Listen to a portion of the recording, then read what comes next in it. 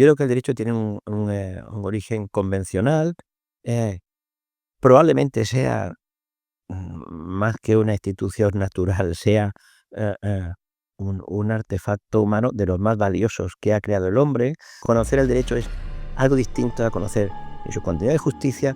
Yo creo que la filosofía del derecho, la filosofía política son esenciales para un jurista. Un jurista que no sepa de eso, su formación está coja, ¿no? Bueno, el derecho no se puede despolitizar, eso es inevitable, ¿no?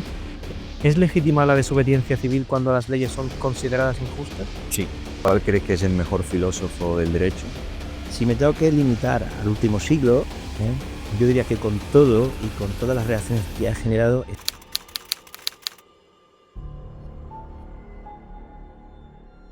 Hola, muy buenas a todos. Mi nombre es Antonio Moreno ¿Es el izquierdo? y esto es Ultimatum Podcast. Ultimátum. Hoy traemos a un invitado muy especial. Creo que la entrevista puede prometer mucho.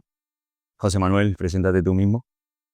Pues muchísimas gracias. Mi nombre es José Manuel Cabra Plategui y yo soy profesor de Teoría y Filosofía del Derecho en la Universidad de Málaga, donde cursé la licenciatura en Derecho allá por, en fin, siempre digo los alumnos de broma, el milenio pasado, pero es verdad, ¿no? Año 92-97, y después estudié el doctorado en la Carlos III de Madrid. He ampliado estudios también en otras universidades europeas y españolas, como León, Mainz, Múnich, Génova o Amberes, y en fin, volví a mi alma mater, Málaga, para ser profesor de lo que más me gustaba, que era la teoría y la filosofía del derecho. Pues la primera pregunta es esa, ¿por qué la filosofía de derecho y no, por ejemplo, el derecho romano o derecho civil? Pues vamos a ver, yo provengo de una familia de juristas, ¿no? Por parte de madre, mi bisabuelo era catedrático de Derecho Civil en Deusto, en Bilbao. Y bueno, fue un jurista muy ilustre en su época, fue el primero, de los primeros comentaristas del Código Civil español, bajo el seudónimo de Mucius Scaevola o Mucius Scévola. Mi abuelo fue magistrado de trabajo aquí en Málaga, mi abuelo por parte paterna fue secretario de juzgado, y mi padre y mis tíos y en fin, familiares y amigos han sido abogados ejercientes hasta hace bien poco. Muchos de ellos siguen ejerciendo. Así que cuando yo entré por esas puertas, ¿no? Por las que entráis vosotros también todos los días, pues yo, en fin, aparte de querer echarme novia, que era el primer objetivo, era ser abogado, ¿no? Como mi padre y como mis tíos y demás. Ese era mi objetivo, ¿no? Lo que pasa es que la vida da muchas vueltas y no sabe para dónde ni dónde para de darlas, ¿no? Entonces, cuando empecé a estudiar, me empezó a gustar el tema de la enseñanza. No diría que en primero, no fue una caída del caballo inmediata, ni un deslumbramiento por la filosofía. Estuve tanteando varias posibilidades que tienen que ver con mis inquietudes entonces, ¿no? El derecho civil, quizá por tradición familiar. También coqueteé con otra idea que era una cosa tan peregrina como la tributación de la obra de arte, porque mi padre, bueno, es coleccionista y entonces me gustaba ese mundo. Pero poco a poco y sin darme yo mucha cuenta, la cosa fue decantándose hacia, vamos a decirlo así, de una forma un poco pomposa, las últimas preguntas, ¿no? Yo recuerdo, de todas maneras, si tuviera que situar un momento en mi vida en que yo tuve una cierta iluminación, fue en una clase de derecho administrativo, curiosamente, que es, si me apuras, lo contrario a la filosofía y a la teoría del derecho. Pero un profesor, que entonces era un joven profesor, hoy catedrático de esta facultad, Alberto Ruiz Ojeda, tenía que explicarnos las fuentes del derecho, que es una cosa que explica cada asignatura a su manera a lo largo de la licenciatura. Y entonces dijo, bueno, yo en lugar de hablar de la fuente de derecho que tenía que hablar hoy, os voy a hablar de dos autores alemanes muy importantes. Y nos habló de Theodor Fiebeck y Joseph Esser, que eran dos filósofos del derecho alemán. Eran filósofos de derecho y también profesores de otras disciplinas, porque en Alemania la cátedra es doble. Y entonces los profesores de teoría y filosofía del derecho lo son también de otra cosa. Suelen ser los de derecho penal, estos no eran pues, de derecho civil, eran de otras disciplinas, lo que les da también un pensamiento muy, digamos, con una profundidad especial, que quizás nos falta a los que nos dedicamos solo y exclusivamente a la teoría de la filosofía del derecho. El caso es que yo me fui a la biblioteca, después de esta clase me fui a la biblioteca, saqué los libros de Esser y de Fiebe y no me los leí, pero no me enteré de nada. Por eso es una cosa que en la vida académica nos va a pasar muy a menudo. En fin, me confirma que son cosas de segundas, terceras lecturas y no me desanimé. Pero yo atisbé que ahí había algo que era verdaderamente interesante, que me podía gustar y desde entonces, pues, esa semillita quedó ahí, germinó y bueno, cuando llegué a quinto de licenciatura, entonces la licenciatura duraba 5 años, ya entré en las clases de filosofía con la determinación de que aquello no solo me gustara, sino que, bueno, si tenía ocasión de dedicarme a ello profesionalmente, pues lo haría. Pero, en fin, envidio a esa gente que sabe que lo que quiere ser desde que tiene 7 años. En mi caso no ocurrió eso. Lo mío fue digamos, un proceso que tuvo lugar a lo largo de la carrera, pero curiosamente tampoco fue porque yo tuviera una conexión especial con mis profesores de teoría y filosofía del derecho en ese momento. Después sí la he tenido pero, en fin, fue así, ¿no? Entonces, no fue un amor a primera vista, como el que dice, fue una construcción, pero sí recuerdo aquella clase de Alberto con verdadero afecto. Después Alberto y yo ahora somos grandes amigos, cuidado. Y y y y, mm, en fin, yo situaría ahí, ¿no?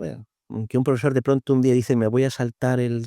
Entonces no habría cronograma ni estas cosas que hacemos ahora, ¿no? Sencillamente el profesor bajaba a clase y hablaba de la materia.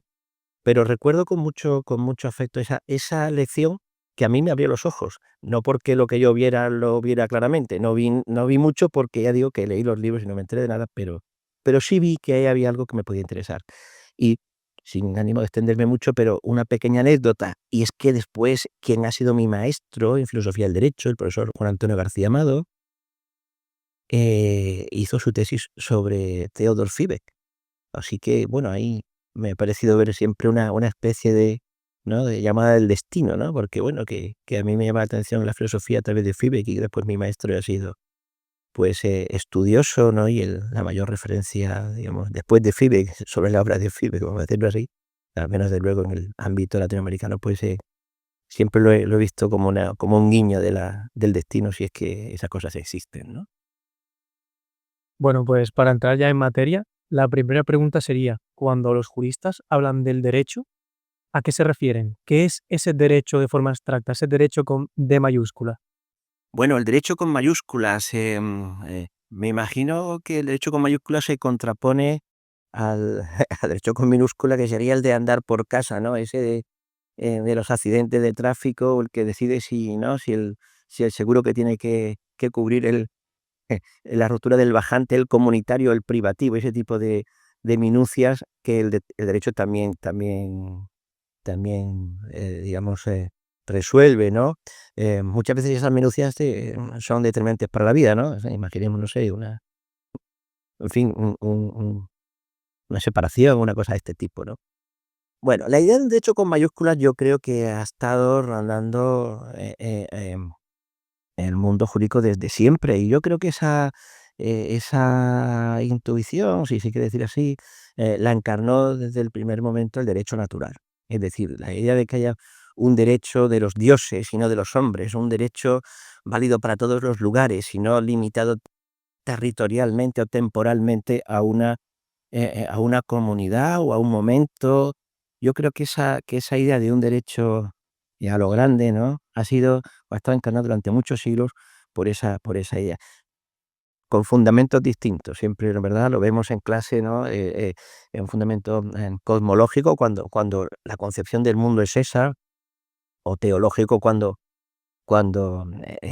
el hombre se sitúa como una criaturita dentro de la creación y cosas por el estilo. Pero yo creo que de unos siglos a esta parte, la idea de derecho con mayúsculas, ya no es la de derecho natural. Yo creo que es, mm, la del Estado de Derecho, es decir, la de una forma de organización política con unas determinadas, características que podría definirse como el ejercicio del poder racionalizado y limitado por el derecho. decir, donde está excluida la arbitrariedad, donde es decir, no apela tanto a determinados contenidos de justicia que pudieran encarnar la idea de un derecho con mayúsculas, o un sistema, digamos, vamos a decir así, no digo petrificado, pero un sistema de principios morales eternos y universales, sino que es más bien, el derecho con mayúsculas yo lo veo hoy más bien como el refinamiento del artefacto derecho creado por los hombres para ordenar nuestra sociedad, ordenarnos en la vida. Y yo creo que eso, el concepto que mejor lo representa sería el Estado de Derecho. Entonces, hoy día, cuando pensamos en derecho con mayúsculas, pensamos en ese orden de normas, pues que tiene esas características que fundamentalmente son lo que llamaba Lon Fuller la moral interna del derecho, es decir, eso que le da valor moral al derecho, que hace del derecho no solamente una técnica de ordenación, sino una técnica de ordenación justa de la sociedad y que tiene que ver con bueno, la estabilidad de las normas, o sea, con cuestiones formales más que con cuestiones materiales, al margen de que hay intuiciones básicas que uno piensa que el derecho siempre tiene que mantener, pero creo que es más bien que ese giro, y creo que además se corresponde con el cambio de paradigma, digamos, positivista, al margen de que hoy día las teorías del derecho, después hablaremos sobre ello, eh, em, es más bien de corte ius moralista, pero creo que el derecho con mayúsculas está, eh, digamos, esa idea está hoy día captada, ¿no? Y construida más sobre el las propiedades formales del derecho como forma de organización social, que como un sistema de contenidos o de como una ética normativa, digamos, superior y que el derecho positivo debe reflejar.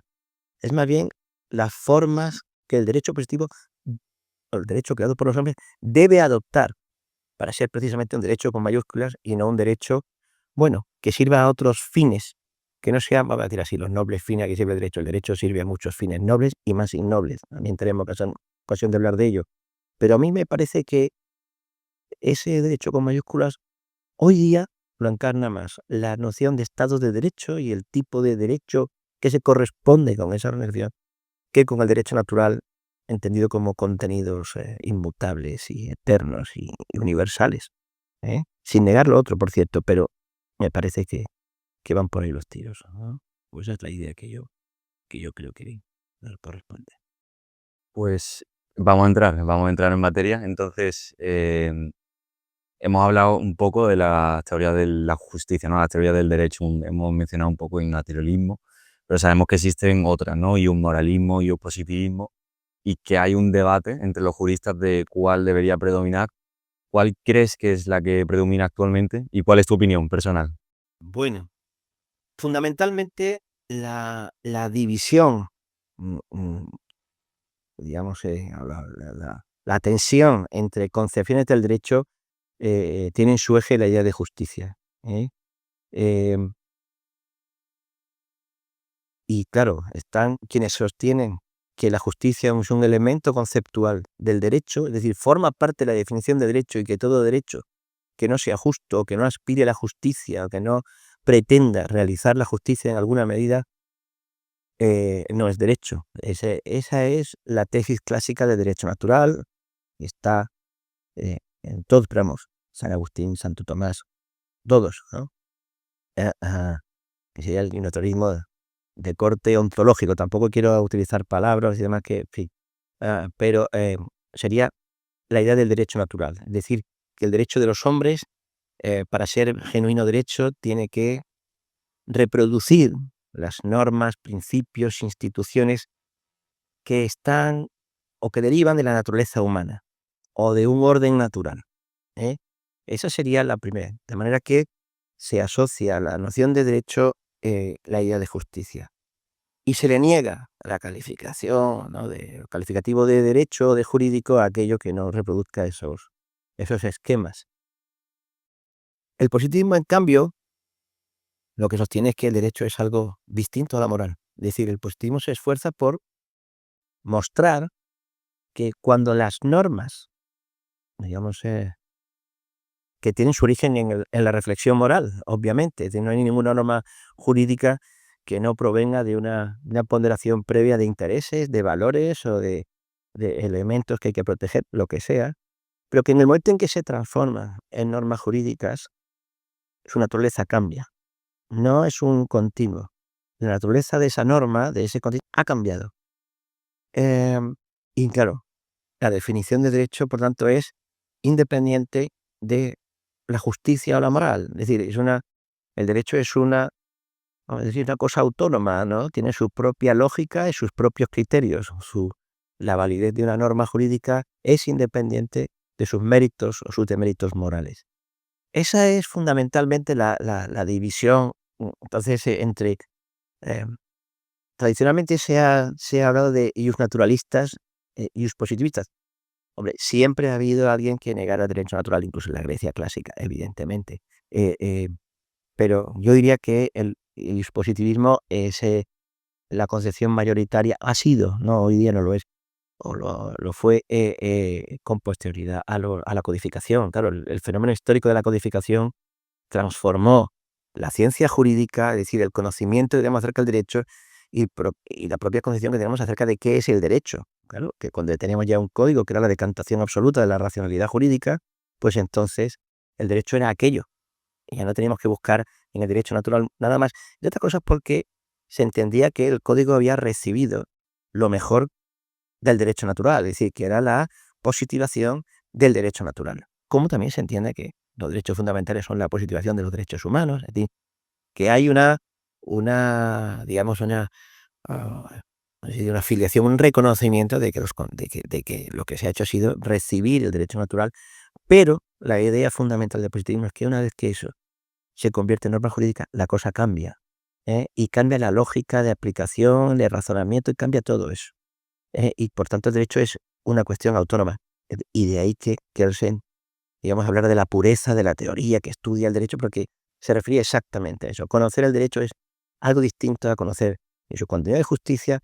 Y la otra gran cuestión, que sería la cuestión empírica, es decir, porque había una tercera pata en estas concepciones de derecho que podemos asociar a la corriente positivista, pero en lugar de ser un positivismo, digamos, que está orientado a las normas, que identifica el derecho con las normas, es un positivismo que entronca con la concepción empirista de la ciencia y que ve en el derecho, o que entiende que el derecho son conductas.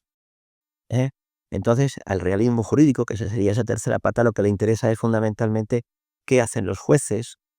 Si se amplía un poco el abanico, digamos, a concepciones sociológicas más amplias, qué hacen las sociedades. Pero en realidad lo que interesa es lo que hacen los jueces, porque las reacciones de los jueces son los que van a confirmar si una norma existe o es, digamos, vigente en una sociedad o no. Entonces, por eso es precisamente la figura de los jueces la que ocupa el lugar central en ese estudio empírico del derecho.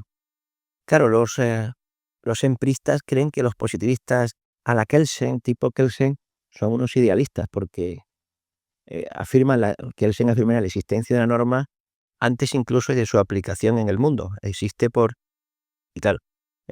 sencillamente le atribuimos validez a los criterios de creación de normas, pero no se ha aplicado nunca necesariamente. Entonces, digamos que dentro del positivismo hay una escisión, a decir así, empirista, ¿no?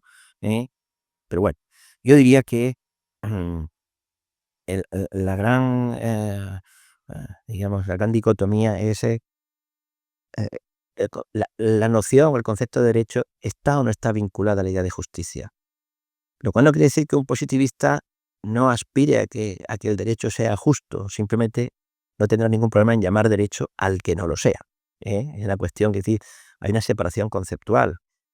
Y además, y esta sería la segunda tesis fuerte, es que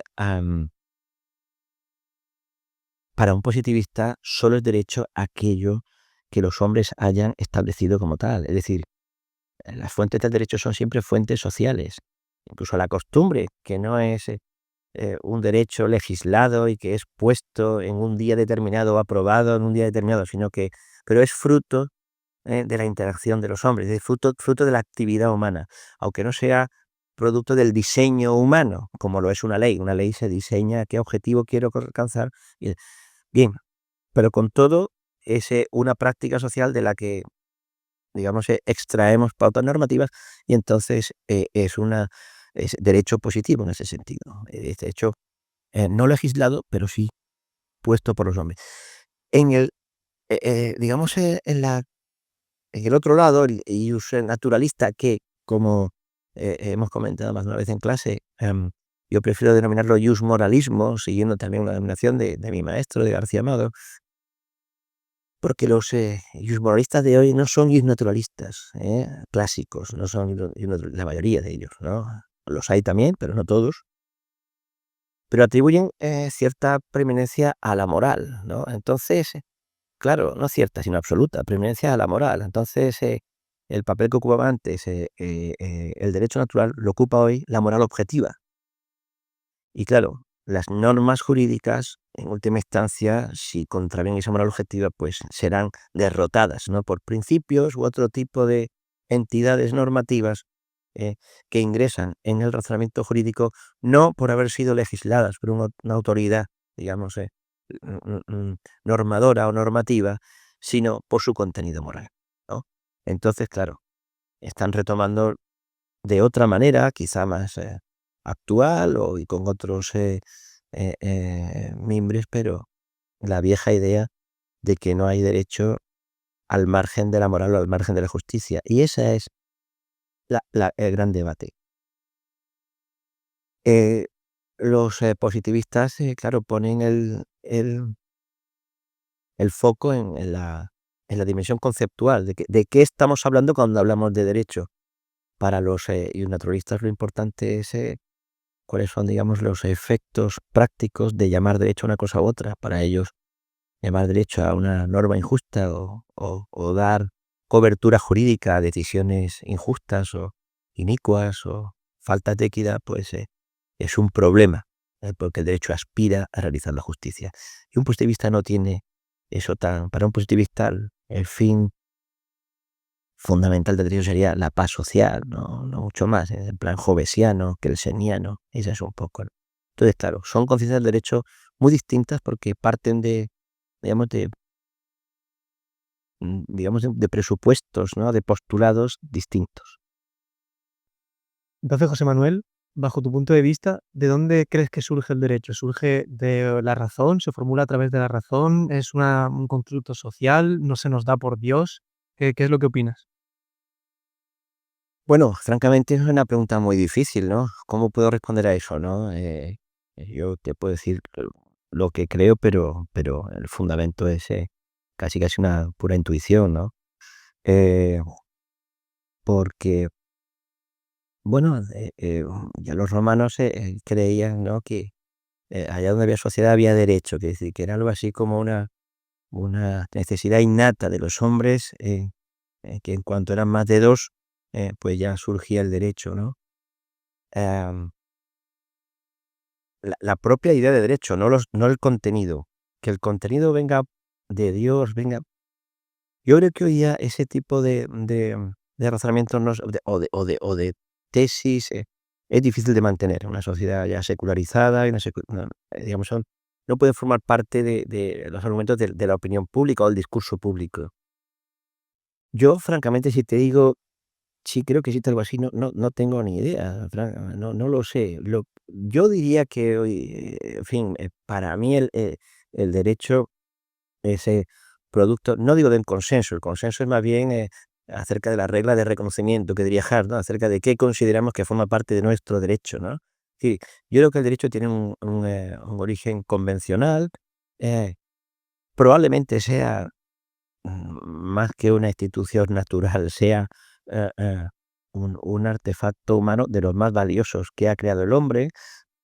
Pues si fuera natural tendría esa misma forma en todas las culturas y no lo tiene. Entonces, eso es digamos, un problema que digo, no se puede explicar. Entonces, que una especie de origen natural del derecho como tal no podría salvar. Yo creo que es una idea, bueno, una institución cultural desarrollada fundamentalmente en Occidente. No todas las culturas tienen las mismas tradiciones jurídicas, las mismas instituciones, ni muchísimo menos. Y por tanto, pues yo diría que es una cuestión, digamos, de convenciones sociales, que cada sociedad tiene la suya. Y con esto no quiero remitir a ningún tipo de metafísica historicista, esto de Zeitgeist, ¿no? O los espíritus de los tiempos, Avigny, cosas así. No, no me refiero a eso, ¿no? Algo mucho menos, más mundano, ¿no? Quiero decir que el único fundamento que le veo es ese, ¿no? Un fundamento social o convencional, si se quiere. ¿Y habría alguna forma entonces de racionalizar puramente el derecho, de que el derecho sea formulado por la razón y que por tanto sea universalizable a otras culturas? Bueno, en gran parte ya ocurre, quiere decir que el hecho de que todos conozcamos o tengamos posibilidad de conocer los sistemas jurídicos, es decir, el derecho comparado tenga ya esa amplitud, esas posibilidades, en parte favorece, ¿no? Procesos de homogenización, ¿no? En ese sentido. Pero si lo miras desde el punto de vista de vamos a decir, de los contenidos, si la pregunta va por ahí, no tanto desde el punto de vista estructural o formal, la pregunta apela más bien a la moral, más que al derecho, o un derecho en el sentido de derecho natural clásico, ¿no? Que, que, que es que apelaba también a contenidos morales. Yo tengo que decir aquí una cosa, y es que, vamos a ver, la pluralidad valorativa o axiológica, el pluralismo, ¿no? Axiológico, es decir, el hecho real de que existen distintas creencias morales que atribuyen distintos papeles, pues, a la mujer en la sociedad, a los ancianos también, a los niños, o la redistribución, eh, que todavía están basados en conceptos como el de estatus, ¿no? Que era el que tenía, bueno, el que, digamos, manejamos en Europa en la Edad Media, pero todavía la idea de las castas en la India, pues es la idea de estatus, y uno es titular de según qué derechos en función de dónde nace, ¿no? Bueno, el hecho de que haya un pluralismo zoológico no necesariamente, vamos, de hecho, no creo que prueba en absoluto, o sea, una prueba irrefutable del relativismo axiológico. Yo aquí, fíjate, me separo de mi maestro porque yo creo, ah, no porque yo tenga una fórmula que pueda demostrar cuál es el valor objetivo en cada caso, yo no lo sé, y no puedo apelar a otra cosa que las razones que podamos dar en cada momento, en cada circunstancia, pero creo que las prácticas sociales consistentes en dar razones, argumentar, están basadas en un presupuesto objetivista, es decir, en la idea de que de una manera o de otra es posible, no sé si a través de la intuición, a través de el intercambio de argumentos en una situación ideal de habla, en fin, como dirían los constructivistas, no sé cómo, pero nuestras prácticas de intercambio de razones y de argumentos están basadas en el presupuesto formal de la objetividad. Es decir, creemos que es posible la objetividad moral. Entonces, bueno, para mí es un presupuesto del que me costaría mucho, al que me costaría mucho renunciar, a pesar de que yo no lo pueda demostrar. Pero no tengo otra cosa que las razones, que los argumentos.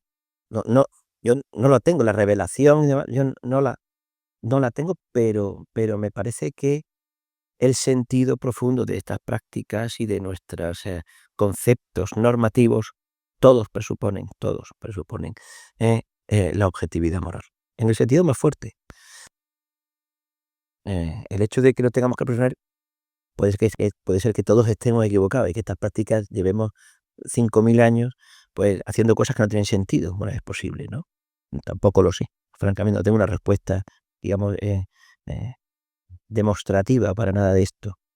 Pero a mí me parece que esa idea que sugieres, ¿no? De que haya, mm, bueno, es que está detrás de nuestras discusiones, ¿no?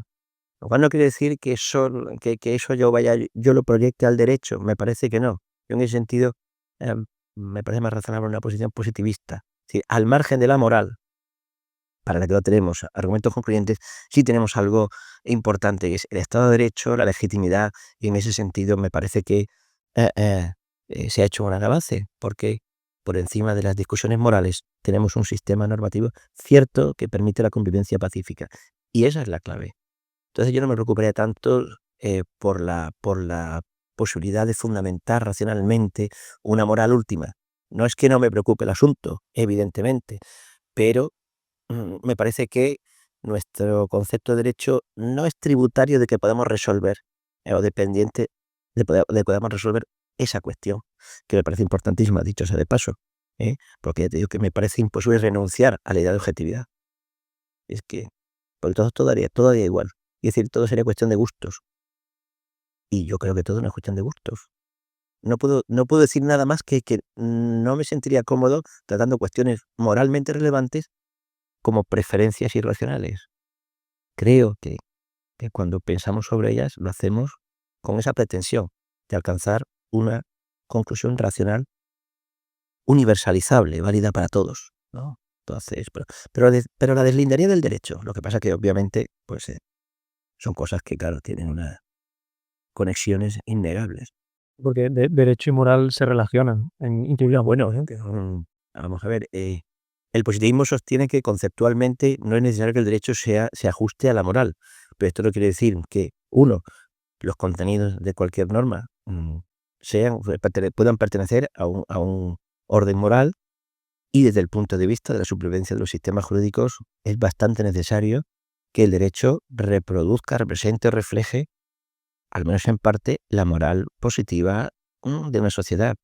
Es francamente difícil la supervivencia de un sistema jurídico que contraviniese, ¿no?, la moral positiva, o sea, las creencias morales del grupo al que va dirigido, salvo que uno sea capaz digamos, de desarrollar un sistema policial y de represión extraordinario.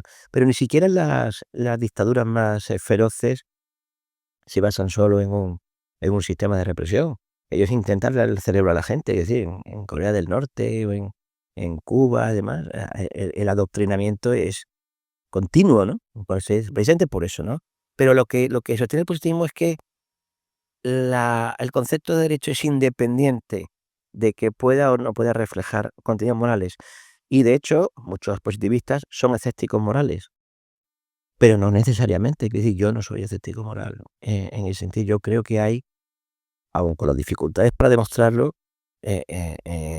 cuestiones morales, o sea, que son objetivamente incorrectas y otras objetivamente correctas, ¿no?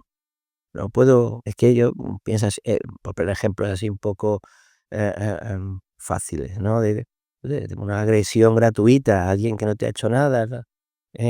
Porque eres más fuerte y sabes que no te puede responder. Bueno, no entiendo de, de qué manera podría verse eso bien, quiero decir, ¿no?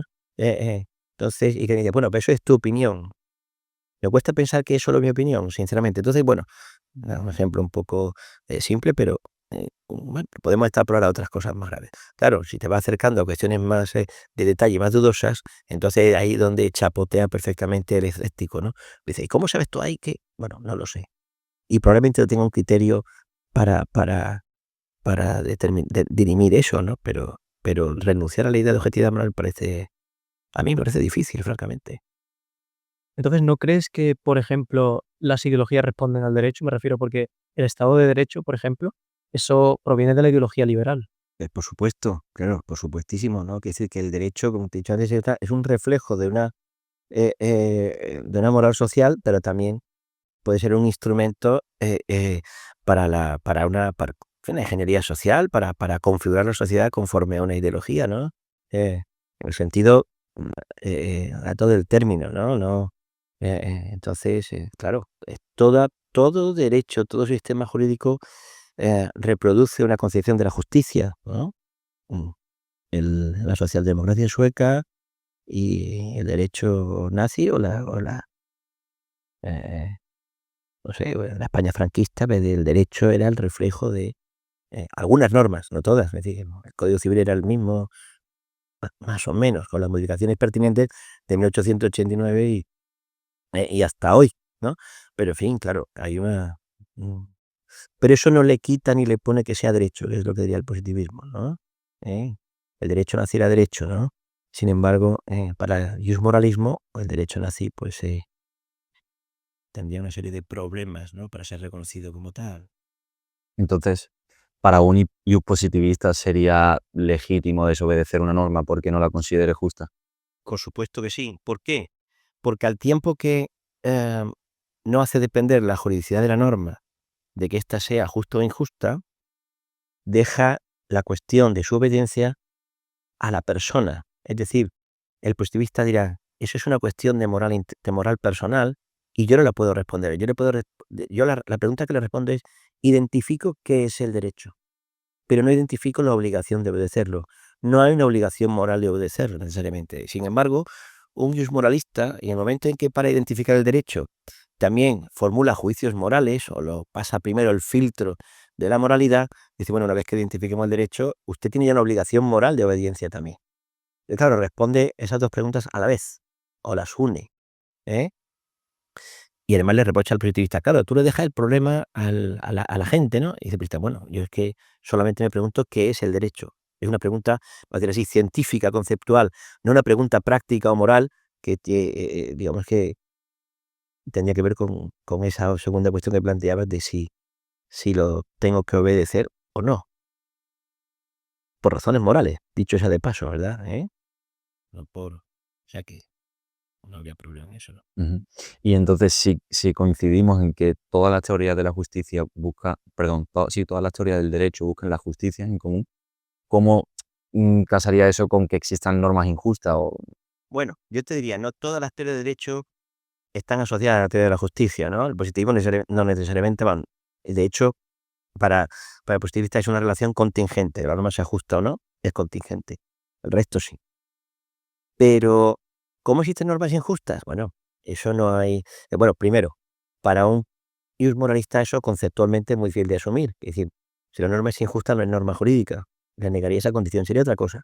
Sería opresión, dictadura, tiranía, lo que sea. Para un positivista no habría ningún problema conceptual en asumir que hay normas que son injustas. Yo te diría que, de todas maneras, la influencia que puede tener defender una teoría del derecho u otra, la influencia que eso puede tener en que existan o no existan normas injustas es mínima, ¿eh? Porque eso depende de la maldad del legislador. Quiero decir que hay normas injustas, hay normas interesadas, hay normas que se hacen por interés del que gobierna. Vamos, en España en los últimos 2 años, no te voy a decir la gran mayoría porque hay otras muchas normas, pero se han hecho muchas normas solo y exclusivamente por intereses, al menos aparentemente por intereses políticos. Pues se reforma el Código Penal tal delito que es precisamente el que han cometido los golpistas catalanes. La amnistía, se reforma la legislación para dar cabida a una figura que constitucionalmente es dudosa. No voy a decir que sea inconstitucional de raíz. Yo creo que sí, pero es dudosa, porque una amnistía parte de reconocer que el sistema constitucional entonces es injusto, ¿no? Eh eh, Ahora se quiere cambiar la forma de acceso a la carrera judicial, la forma de instruir los casos, y tiene uno la sensación de que todas esas reformas legislativas están hechas para proteger al poder. Bueno, yo no sé si son normas justas o injustas, habría que discutirlo en otro término. Pero es decir, que hay normas que se hacen por mera oportunidad política y que no redundan en el bien, ni que ni atienden a una demanda social, ni son la representación de la voluntad general, ni nada por el estilo, eso lo tenemos a la orden del día. Quiero decir que la legislación injusta, pues es que no depende tanto de los teóricos o filósofos del derecho, depende de la bondad o de la perversión del legislador en ese caso, ¿no? En el caso, digamos, el legislador en connivencia con el ejecutivo, en el caso español, ¿no? Porque esto no se le ocurre al Parlamento solo, esto, ¿verdad? La iniciativa legislativa parte de otro sitio, pero bueno, esto es materia de otras disciplinas, pero bueno, que entonces, leyes injustas, hombre, las leyes nazis, como siempre se pone de ejemplo, o las leyes españolas en tiempo del franquismo, ¿no? Entonces, vagos y maleantes, alguna persona porque vestía un poquito más florido, o algún hombre que no sé, enseguida se le tildaba de homosexual, y probablemente lo fuera, y entonces se le trataba como un vago y maleante. O sea, bueno, ese tipo de normas, lógicamente, atentan contra, ¿no?, el desarrollo de la personalidad, la libertad personal, en fin, la dignidad humana y todo este tipo de cosas, ¿no? Entonces, bueno, el hecho de que, de que haya mucha gente seria haciendo teorías de la justicia, que nos ilustran y nos ponen delante, eh, eh, eh, pues construcciones sofisticadas acerca de que podamos considerar justo, injusto y demás, no es impedimento para que los malos hagan cosas malas, ¿no? Eso no. A ver, apenas tiene influencia, ¿no? En ese sentido. Hay una irrelevancia, digamos, de la teoría sobre la práctica, ¿no? No siempre, no todo, no necesariamente, pero pensar que la solución viene por ahí también es un poco cándido, ¿no? Bueno, pues José Manuel, hemos hablado de las distintas formas de ver el derecho y quizá nos hemos quedado en un plano más abstracto de lo que es el derecho. No sé si se puede acceder a él de otra forma, la cultura o otro medio que tú consideres. Sí, desde luego. Yo creo que en ese sentido, todos los estudios, aproximaciones al fenómeno jurídico de la cultura, del derecho como fenómeno cultural también, no solamente como instrumento de ordenación social, eh, y de hecho de cómo ha sido tratado por las manifestaciones culturales o por las artes, las humanidades en general, es una aproximación muy interesante. Eh, en esta facultad, pues tenemos uno de los grupos más destacados a nivel nacional, digamos que ha explorado esa línea, ¿no?, de la mano del ya fallecido catedrático José Calvo González y sus discípulos. Su escuela ha continuado esa senda y está ampliándola a otros ámbitos, porque, bueno, Pepe Calvo, como le llamamos todos cariñosamente, pues fue pionero de los estudios de Derecho y Literatura, ¿no? Y él después hizo alguna incursión en otras, Derecho y Arquitectura, además, y entonces, pues, sus discípulos en el área han seguido esa línea. Y aquí se han hecho estudios de Derecho y Cine, de Derecho y Literatura fundamentalmente, eh, y bueno, son aproximaciones al derecho que, digamos, em, no están en ese plano conceptual que hemos tratado antes, y que sirven para captar otras cosas, ¿no?, que también forman parte del fenómeno jurídico.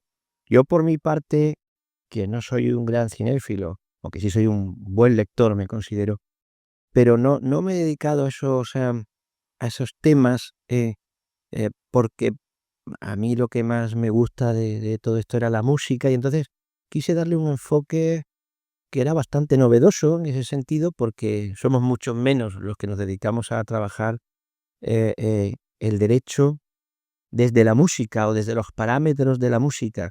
Y además lo he hecho siempre sin intentar centrarme en el contenido de la música, es decir, cantada, ¿no?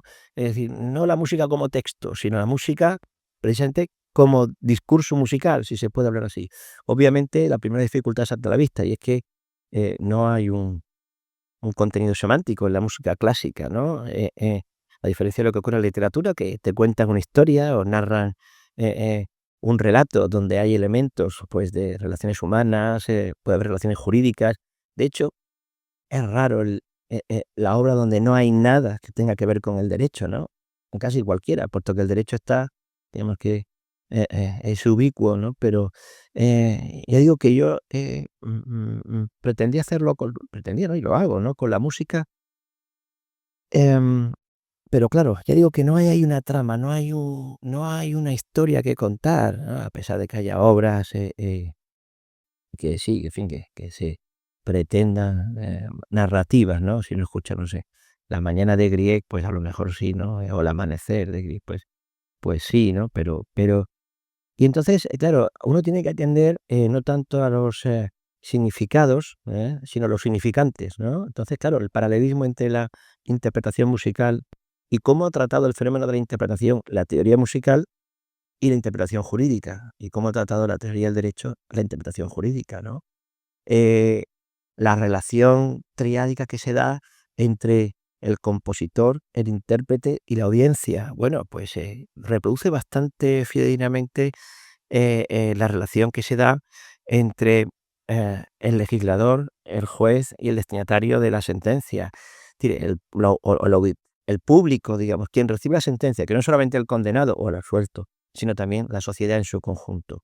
Eh, bueno, ese tipo de relaciones que no tienen que ver con el contenido de las obras musicales, sino con la música como estructura o como fenómeno, me llama la atención y, bueno, uno encuentra paralelismos sorprendentes. Claro, en el fondo porque derecho y música, ambos, también la literatura, evidentemente, pues son parte importante de cualquier sociedad sofisticada o medianamente desarrollada, es decir, y van de la mano, ¿no?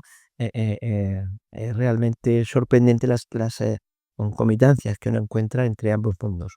Entonces, bueno, es un mundo que cada X tiempo, pues, exploro, vuelvo a él, eh, pero que no forma parte, lógicamente, de mi producción central, ¿no? Entonces, bueno, es una otra forma, ¿no?, de aproximarse de reflexionar sobre el derecho, ¿no?, eh, y que me parece muy, digamos, muy gratificante para quien la practica, digamos, y creo que puede ser muy interesante para los alumnos o para cualquier persona que se quiera acercar al derecho, digo, como fenómeno cultural y no tanto como una cuestión filosófica y demás.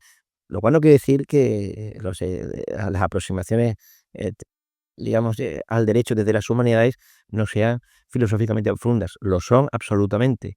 Pero bueno, quiere decir que tienen otros estímulos, ¿no? Y también muchas veces son capaces de ver otras cosas que no es capaz de mostrar una teoría analítica del derecho, por ejemplo, ¿no? En ese sentido me parece una cosa muy, muy válida. Bueno, para ir ya terminando, José Manuel, ¿por qué el estudio de la filosofía del derecho es importante para los juristas de hoy en día? Bueno, yo creo que la filosofía del derecho, la filosofía política son esenciales para un jurista. Un jurista que no sepa de eso, su formación está coja, ¿no? Porque un jurista se puede convertir en un mero aplicador de la norma, en fin, un jurista loco si no tiene otras nociones, ¿no? Hemos hablado antes del Estado de Derecho. Pues, por ejemplo, uno tiene que saber exactamente cuáles son los elementos que definen ese concepto o esa forma de relación entre el poder y el derecho, y de manera que uno pueda no solamente apreciar la importancia que tiene el derecho como vertebrador de las libertades, de las garantías procesales de los derechos de las personas, sobre todo de los más vulnerables y más débiles, porque el que tiene dinero para defenderse se va a defender en cualquier circunstancia, pero, va a decir así, el tieso no. Ese necesita de que el derecho funcione bien para poder estar protegido. Y claro, eso, pues, una formación filosófica, pues, lógicamente, redunda una formación mucho más sólida. Por ejemplo, ¿no? Ya digo, retomando el tema de Estado de Derecho, cuando alguien dice que va a gobernar al margen del Parlamento, como ha dicho nuestro presidente, hombre, si uno, digamos, está familiarizado mínimamente con el principio de separación de poderes, de contrapesos, de controles mutuos entre los poderes, ve claramente que el Ejecutivo no puede pretender eso, porque además su legitimidad proviene del Legislativo. Que de aquí no votamos al presidente, votamos a los diputados que eligen al presidente. Es decir, esto es un tema que también entronca con el constitucional, evidentemente, pero creo que una formación crítica requiere este tipo de cosas, ¿no? O por ejemplo, ¿no? Las leyes recientes, ¿no? O sea, la del solo sí es sí. Bueno, ahí hay cuestiones, no son filosóficas exactamente, pero sí que requieren una perspectiva más amplia, ¿no?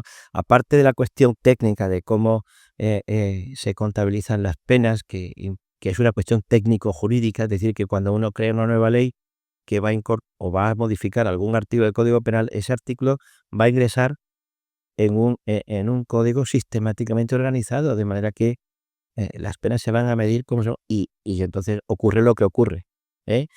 O por ejemplo, ¿no? La cuestión del consentimiento. Bueno, eso es ignorar, ¿eh? cómo se desenvuelve en la práctica social de, no sé, de la conquista, la coquetería o la seducción, ¿no? Sí es sí. Bueno, es que mire usted, las cosas normalmente no se hacen así.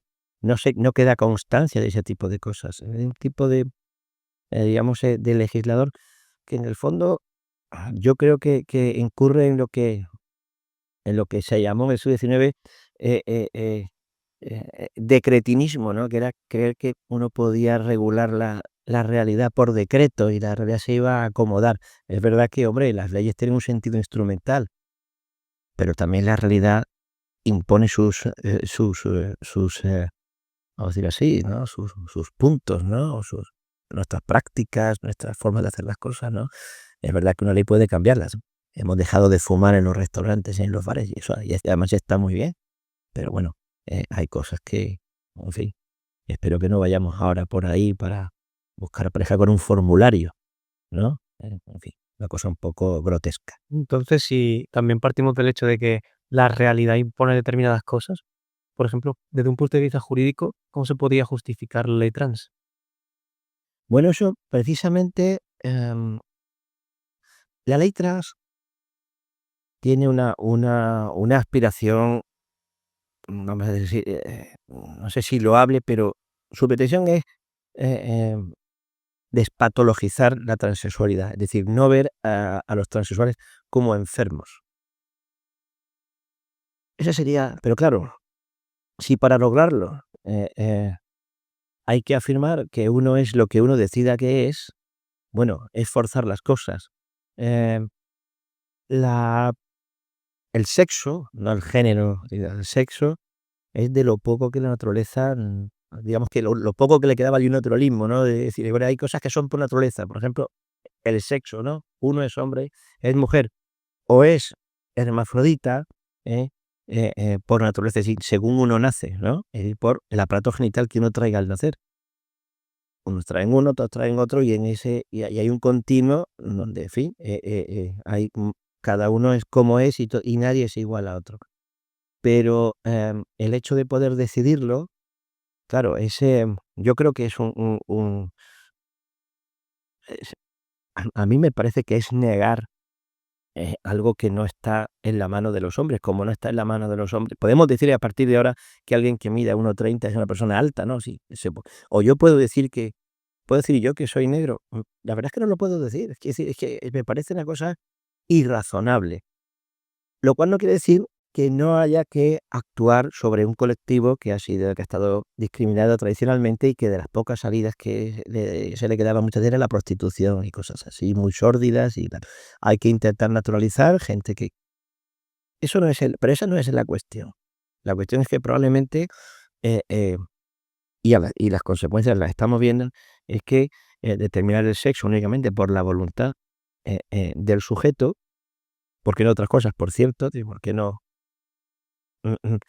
otras características, eh, tiene unas consecuencias, que me parece es decir, que se legisla, con muy poco sentido común, ¿eh?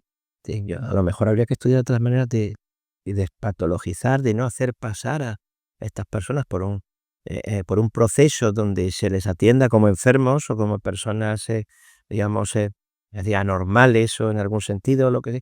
Bien, eso no quita para que quizá la mera decisión o el mero pronunciamiento de la persona sea suficiente para modificar todo. Porque además se está viendo que al final mm, son los peores en los que se están prevaliendo de ese tipo de. Entonces, bueno, yo creo que cuando se legisla al margen de. No quiero hablar de la naturaleza de las cosas, porque parece que uno es un naturalista, pero de ciertas cuestiones de sentido común, pues ocurre lo que ocurre. Y nosotros estamos viendo que ocurren unas cosas un poco, ya he dicho antes, grotescas, ¿no? Me parece, pero vamos. Y desde luego, jurídicamente, yo creo que son bastante peligrosas y no deberían ocurrir. Entonces, ¿cómo podemos despolitizar el derecho? Brevemente. Bueno, el derecho no se puede despolitizar, eso es, quiero decir, es inevitable, ¿no? El derecho tiene que ser neutral en la medida que debe pretender o debe evitar imponer una imagen de la vida buena a todo el mundo, es decir, una vida virtuosa, ¿no? Tiene que establecer las reglas mínimas de convivencia para todos, para que cada uno después pueda articular y realizar en la medida de lo posible su plan de vida. Entonces, pero eso no, despolitizarlo es difícil, ¿no? Porque bueno, muchos de estos objetivos pueden ser políticos, ¿no? Eh, mm, yo creo que lo que sí habría que volver en parte es a esa idea originaria de la ley como una norma general y abstracta, es decir, para todos, ¿no? Que no sea con independencia de que haya algunos sectores que necesiten un tipo de ley específica, digo, derecho administrativo, tenemos tipos de intervención, eso desde luego, pero, pero que las normas van en interés de todos, que era la idea originaria, ¿no? Digamos, de la ley como, digamos, instrumento revolucionario en la Revolución Francesa, ¿no? No, pero en fin, eso parece que se ha perdido y es difícil, ¿no? Pues José Manuel, ahora nosotros ayer preguntamos a la audiencia qué le preguntaría a un filósofo del derecho y bastantes personas nos han preguntado, pero solamente hemos querido seleccionar dos para no hacer esto demasiado largo. Entonces, la primera pregunta que nos hacen es si debe el derecho proteger el futuro o limitarse al presente. Bueno, ese es un debate que ahora está muy en boga, ¿no? Que es el derecho de las generaciones futuras, ¿no? Que digamos, lleva ya unos años y ha aparecido en relación con las cuestiones medioambientales y yo creo que es cada vez más importante desde el punto de vista de la sostenibilidad socioeconómica de los sistemas de protección social, es decir, las pensiones y demás. Así que el derecho efectivamente debe velar por las generaciones futuras porque es que si no hay una desproporción tremenda entre lo que disfrutan unos y la deuda que dejan para los siguientes. Yo creo que eso es un debate que va a ser, vamos, que ya lo es desde el punto de vista medioambiental, pero bueno, ahí las cosas eran más a largo plazo. Lo que comento sobre el Estado social es inminente, porque hay una desproporción tremenda entre las pensiones y los sueldos, ¿no? Entonces eso, guste o no a los pensionistas, va a haber que echar una mirada, y eso es parte de una protección, una mirada hacia el futuro, ¿no? Otras muchas cosas, ¿eh? Cuando protegemos el patrimonio también es para que nuestros hijos vean cómo era el Coliseo romano, etcétera, etcétera. Todo esto también, pero que creo que va a haber cuestiones urgentes en esa línea, desde luego. Ya las hay. Y la segunda pregunta es que ¿cuál crees que es el mejor filósofo del derecho? En tu opinión, entendemos que no es fácil, pero Hablar de un mejor y peor, digamos, quizá no sea digamos, el parámetro, a lo mejor decir el más importante. Bueno, el más importante es Aristóteles, ¿no? O Santo Tomás. Es difícil, algo así, porque ha habido muchos y muy importantes a lo largo de la historia. Si me tengo que limitar al último siglo, yo diría que con todo y con todas las reacciones que ha generado Skelsen, tanto por lo que dijo como o digamos, por lo que dijo bien, como por, por el tipo de discusión que ha generado su obra. Decir, una obra no es tan importante porque haya captado todo, como, en fin, y haya, digamos, clausurado cualquier tipo de debate como el tipo de debate que genera. Otros dirían que en el ámbito anglosajón, es que desde luego, dirían que hard or working, sin ninguna duda. Pero yo creo que ahí estaría, ¿no? Para mí, la figura que yo más admiro es la de Kelsen. Además, Kelsen es mucho más que la teoría pura del derecho. Cualquiera que lea los estudios de antropología de Kelsen queda fascinado. Era un hombre de una inteligencia y una sagacidad extraordinarias, ¿no? Me parece que con la vida tan difícil que llevó, huyendo continuamente, no huyendo, pero cambiándose de sitio y demás, ¿no? Mudándose y todo esto, pues me parece una figura clave, ¿no? Entonces, yo diría que Kelsen, pero no de la historia, de la historia seguramente que sea Aristóteles, ¿no?